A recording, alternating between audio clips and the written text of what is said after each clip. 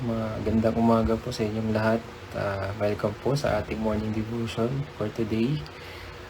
Tayo po ay papatuloy ng ating devotion kung nasusundan po ninyong lahat sa Acts chapter 7 verses 30 to 60 na po tayo ngayon. So, ito po ay continuation ng chapter 7 na talakay po sa ating kahapon. And kung meron po kayong mga Bibles na katabi ninyo or sa mga device ninyo, is pwede nyo po itong tignan. But before that, tayo pong lahat ay syempre mag-start po sa ating panalangin. Sige po, tayo pong lahat ay manalangin. Panginoon, salamat po sa umaga nito na pinagkaloob po sa amin. Salamat po na kami po ay makakarinig muli ng inyong salita. Sa umagang ito, kami po ay humihingi ng inyong gabay. Patuloy niyo po kami sa bahay. Patuloy ka pong mangusap sa amin. Tulungan niyo po kami, bigyan niyo po kami ng wisdom na nanggagaling sa inyo. Maintindihan po namin ang mensahe na nais niyo pong iparating sa bawat isa sa amin. Ito po nga. Maraming salamat po, Panginoon. Ito po aming dalangin sa pangalan ni Jesus. Amen. Muli magandang umaga po sa ating lahat. At muli makibukas po kayo sa akin sa Acts chapter 7 verses 30 to 60. Hindi ko na po ito mabasahin sa inyo isa-isa dahil sobrang daming verse po nito, dahil ito po ay may 31 verses. And aking pong ikakwento na lang yung konteksto nung bahagi ng chapter or nung pangalawang bahagi ng chapter 7 na ito. Dito po sa pangalawang bahagi ng chapter 7 ng Acts is na-record po dito yung speech na tinatawag or yung speech na nakalagay dun sa title ng buong chapter 7, yung speech ni Stephen tungkol doon sa mga Jewish Religious Council. Si Stephen po ay naakusahan ng tinatawag natin, siya po ay nagpasalita tungkol or against doon sa mga templo and doon sa law of Moses, yung mga batas ng Diyos. Instead na bigyan lang ng simpleng depensa ang kanyang mensahe, pinakita dito na si Stephen ay hinungkat, muling isinabuhay, hindi naman sa isinabuhay kundi pinakita niya at kinuwento niya ulit yung history na kung saan nagpapakita na yung mga tao na hindi lang basta tao kundi God's people na tinatawag dito, ay paulit-ulit na nire-reject yung idea na yung mga messenger ng Panginoon, yung mga taga-dala ng mensahe ng Panginoon na pinadala sa kanila, or yung sa mga prophet, sa mga propeta. And mula sa chapter 30 verses 43, may kita po natin dito yung si Moses at yung Israel, yung rebellion nila, na kung saan nag-focus si Stephen dito kay Moses sa part na while si Moses ay nasa wilderness malapit sa bundok ng Sinai, syempre alam natin yung kwento na to, na ang Panginoong Diyos ay nagpakita sa kanya doon sa burning bush. Ang Panginoong Diyos ay tinawag si Moses na upang i-deliver yung Israel mula sa Ehipto, mula sa pagkakaalipin, sa mga pagkakaslave. Gayon din sa mga sumunod, si Moses ay nag-perform ng mga signs and wonders. Siya po ang nag-led or siya yung nanguna sa mga Israel para maalis sila sa bansang Ehipto. Ganon din si Moses na isang propeta ay nag-prophesy na ang Panginoong Diyos ay magtatalaga ng isang panibagong propeta katulad niya, which is patukoy or tumutukoy kay Jesus Christ. May kita po natin doon, despite of God's deliverance, ang mga Israelites ay nireject po nila si Moses at sila po ay nagpatuloy pa rin sa idolatry nila, sa mga kasalanan nila. Gumagawa sila ng mga golden calf no? Tinatawag ng golden calf at worship nila yon.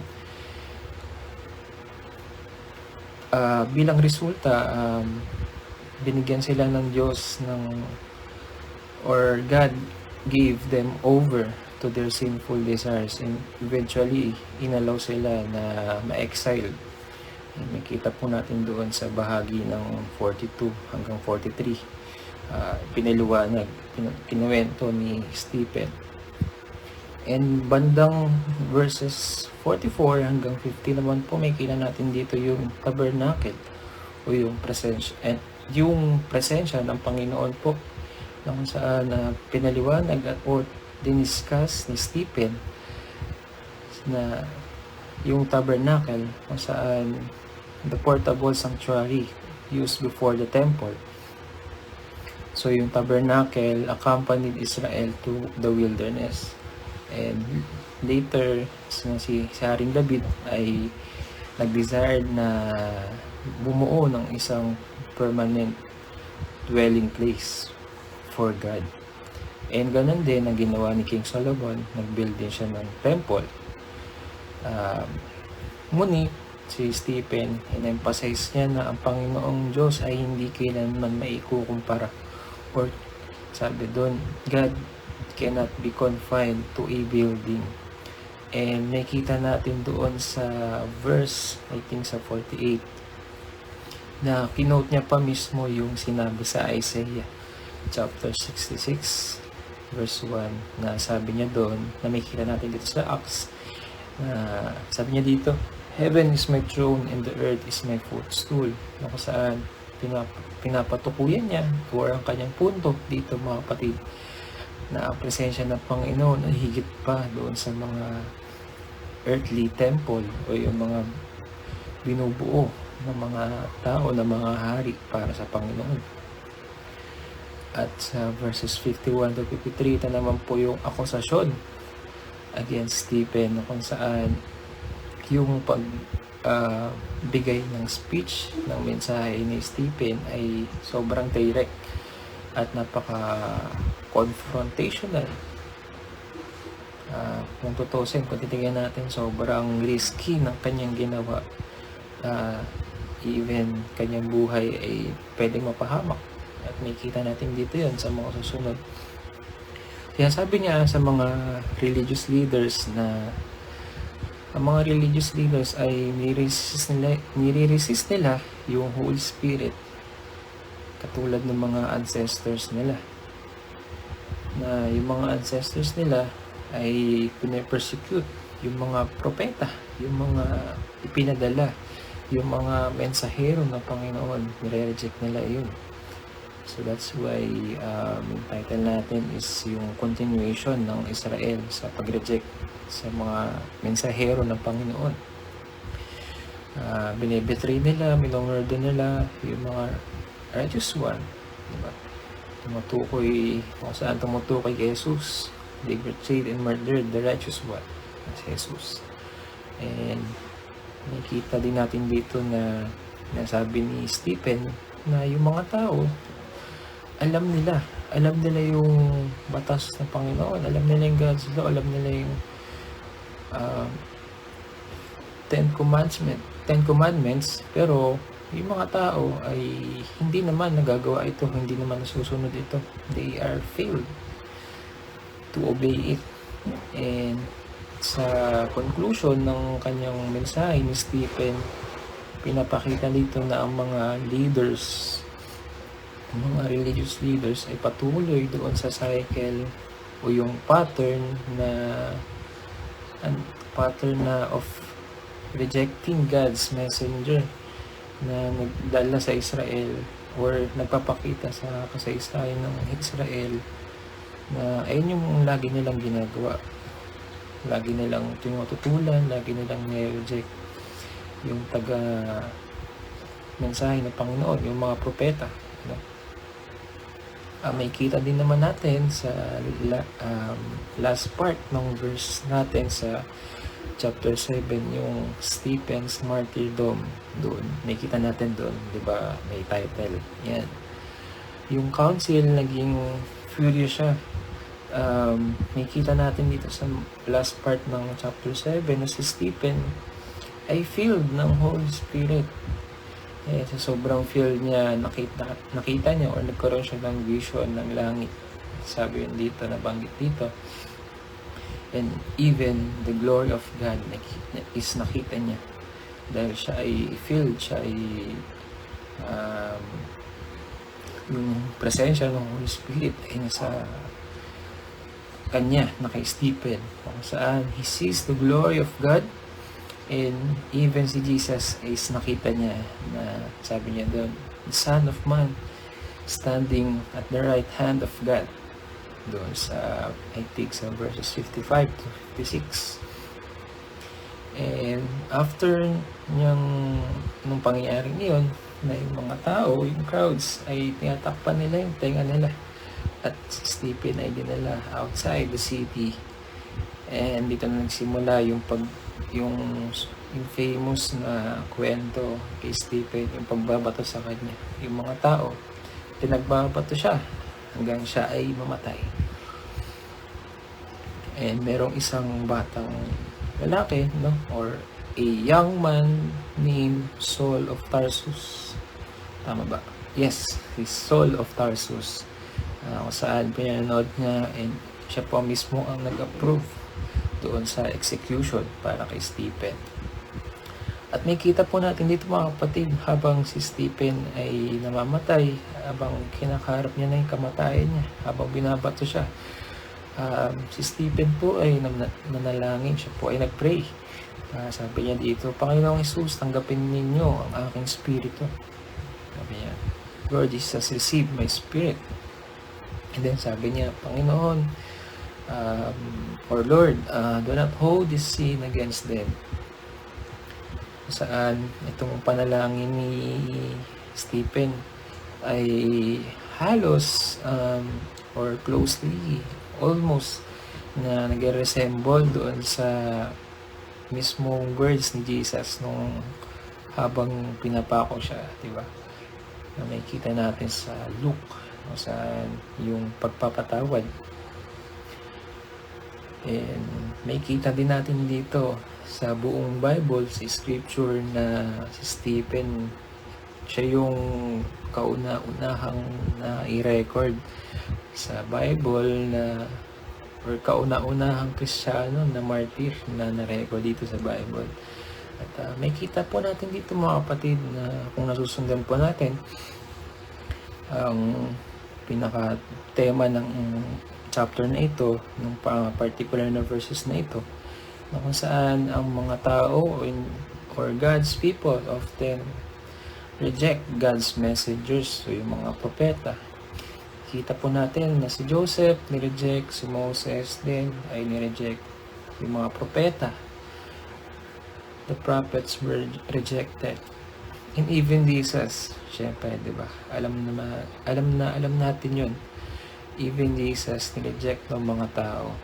Pinagdudahan, kinwestiyon yung pagiging Diyos niya. Kinwestiyon yung pagiging propeta ng Panginoon. Kinwestiyon yung pagiging hari ng Panginoon. Paano pa kaya si Stephen, na isang Kristiyano, tagasunod ng noon, katulad natin, na isang Kristiyano, nire-reject. Maaaring tayo mga kapatid, tayo ay nakakaranas or makakaranas ng rejection mula sa mga tao. At ito ay natural, lalo na kapag tayo sumusunod sa Panginoon. Hindi po madali na sumunod sa Panginoon dahil ito po yung mga consequences or maaaring posibilidad na kaharapin natin kapag tayo po ay once na tumanggap na sa Panginoon, andun yung rejection sa mga tao. At ito po ay natural sa ating mga tao. Ito po ay natural sa ating mga Kristiyano. And may kita po din natin dito yung tema na kung saan ang Panginoon ay hindi limitado sa mga gusali, sa mga building, sa mga templo, sa mga lokasyon, sa mga lugar. Sinasabi lang ni Stephen na ang presensya ng Panginoon ay nasa mga tao. Ang presensya niya sa mga tao ay andun na sa simula pa lang. bago pa ma-build yung templo or bago pa magkaroon ng mga templo, ng mga lugar ng gather yung mga places of worship para sa Panginoon. Pangatlo, may kita po natin dito ang faithfulness may bring as opposition. Totoo po ito, kagaya na nabanggit po natin kanina. At may kita po natin dito sa verse na ito na si Stephen ay nanatiling tapat, siya po ay nanatiling naglingkod, siya po ay nanatiling nagsalita sa mga tao na kahit na sobrang risky po nung kanyang ginawa ay hindi niya po ito naisip or hindi mo lang siya nagkaroon ng hesitation na sabihin directly na sa mga tao yung kailangan nilang marinig at patukuyan sila sa kanilang mga ginagawa, maging mailathala or mahagilap na naman yung history ng Israel nga doon nga sa pagre-reject nila sa mga God's messengers, sa mga propeta. And pang-apat, ito po yung pinaka gusto ko pong ma-reflect natin, dahil Stephen ay merong sa part na nakita natin, siya po ay nag-pray.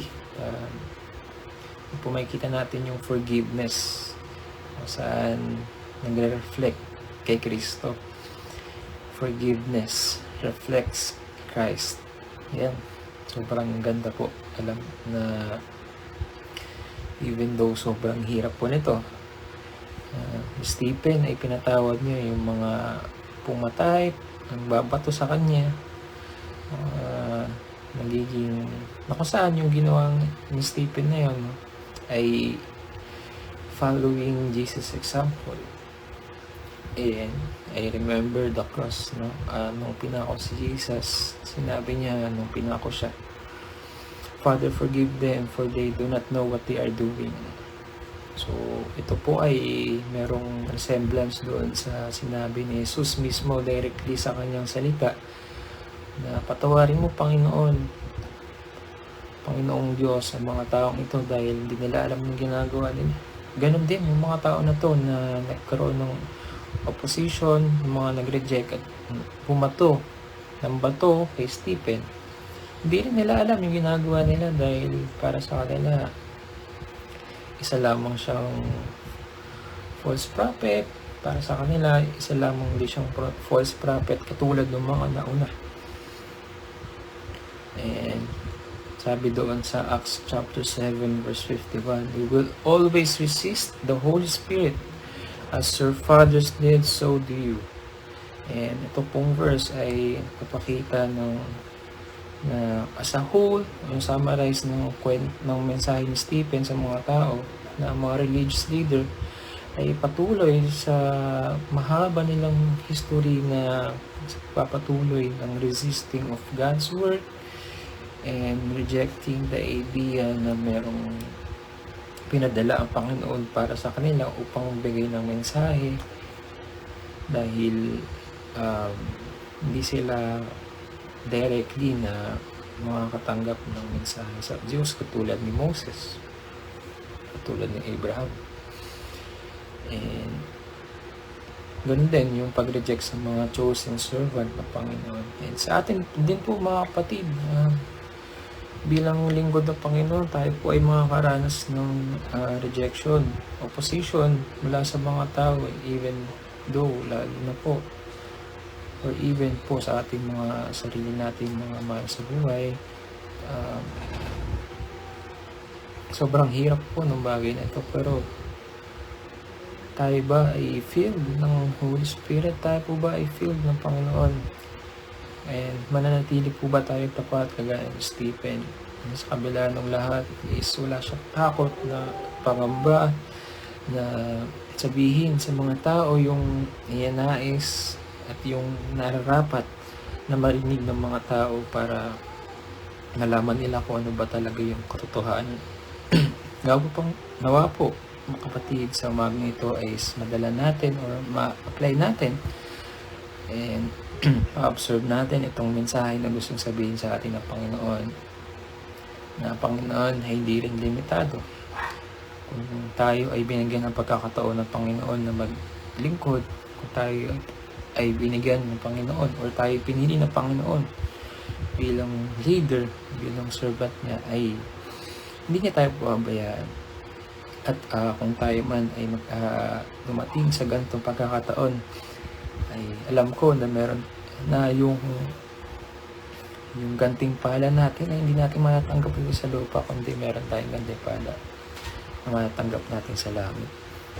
Maniwala po tayo na Panginoon ay merong siyang magandang ganti sa atin kapag tayo ay nanatiling tapat sa Kanya. Yun lamang po, at nawa po ay meron tayong napulot sa umaga ito na saan manatili tayong tapat, wag natin i-reject or wag natin sabihin natin wag natin ikahiya sa Panginoon. And kung meron tayong pagkakataon na i-share sa iba na sometimes kung kinakailangan na medyo maging hard tayo or karon tayo ng sobrang passionate to share the word of God sa ibang tao, why not na gawin natin ito. Ang sabi dito naman, at hindi tayong tapat sa Panginoon. Ganyan din yung pagkapatawad sa mga tao. Alam ko po na ang Panginoon ay nangusap po sa ating lahat. Nawa po ay meron tayong na-reflect sa umagang ito. Medyo napahaba po tayo. Yun lamang po para sa umagang ito, at maraming salamat po sa inyong lahat, sa mga nanood, sa nakinig po sa ating morning devotion for today. Ayan, sige po, maraming salamat po sa inyong pakikinig. At syempre, let's end this devotion with a word of prayer. Samahan po ninyo mga kapatid. Let's pray. Panginoon, salamat po sa umagang ito muli na binigyan niyo po sa bawat isa sa amin. Salamat po sa inyong mensahe na patuloy niyo pong binibigay sa amin sa pamamagitan ng inyong salita, ng Bible, ng Scripture. Thank you for reminding us of your faithfulness, Panginoon, sa amin. Nawa po, Panginoon, magkaroon din po kami ng faithfulness kagaya ni Stephen, na nanindigan sa kanyang salita, nanindigan sa kanyang pananampalataya, Panginoon. Alam po namin mahirap ito, pero bigyan niyo po kami ng courage, kalakasan na magpatuloy sa aming ministry, sa aming ginagawa para sa inyong iglesia, para po sa inyong simbahan, Panginoon. Salamat po muli sa mga meron pa pong kaganapan sa umagang ito. Pagpalain niyo po sila, ingatan niyo po sila sa mga taong may pasok pa po sa kanilang work, sa kanilang school, Lord. Ingatan niyo po sila, may reflect po nila ang inyong mensahe sa araw na ito. Lalo na po sa mga nakapakinig at mga kapakinig pa lamang, Panginoon. Kaya din po, Panginoon, inalamit po namin sa panalangin ng kapatid ni Abby na dengue po. Ngayon, dalangin po namin ang inyong kagalingan na nagagaling po sa inyo. Kayo po ang magpagaling sa kanya. Kayo din po provide na pangangailangan nila sa mga kailangan po nilang gastusin sa ospital.